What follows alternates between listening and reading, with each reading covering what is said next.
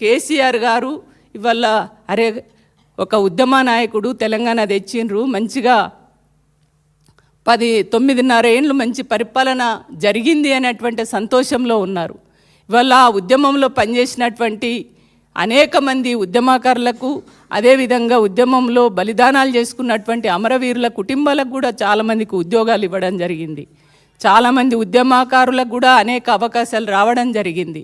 ఇవన్నీ కూడా మీరు మర్చిపోయి, తెలంగాణకు జరిగినటువంటి మంచిని మీరు మర్చిపోయి ఏదో 1-2 పట్టుకొని ఇవాళ తెలంగాణ అంటే తెలంగాణలో ఇన్ని చేసినటువంటి ఈ మంచి పనుల్ని పక్కన పడేసి అనవసరమైన మీ వ్యక్తిగత విషయాలు, మీ వ్యక్తిగత ప్రయోజనాలను దృష్టిలో పెట్టుకొని మీకెక్కడో అన్యాయం జరిగినట్టు, మీరేదో నష్టపోయినట్టుగా మీకెవరు నిజంగానే తెలంగాణ ప్రజలకు, తెలంగాణ సమాజానికి, అట్టడుగు వర్గాలకి పనిచేయాలని అనుకున్నప్పుడు ఇవాళ సునీత గారు చెప్పారు, శాసన మండలిలో మీరు ఏ విషయాలు లేవనెత్తాలి, మీ పర్సనల్ విషయాలు, మీరు ఎట్లా ఉద్యమంలోకి వచ్చిర్రు, మీరు ఏమేమి చేసిర్రు, మీరు ఏం బాధలు పడ్డారు, గివ్వా మీరు చెప్పడానికి తెలంగాణ ప్రజలకు కావాల్సింది మీ వ్యక్తిగత విషయాలా?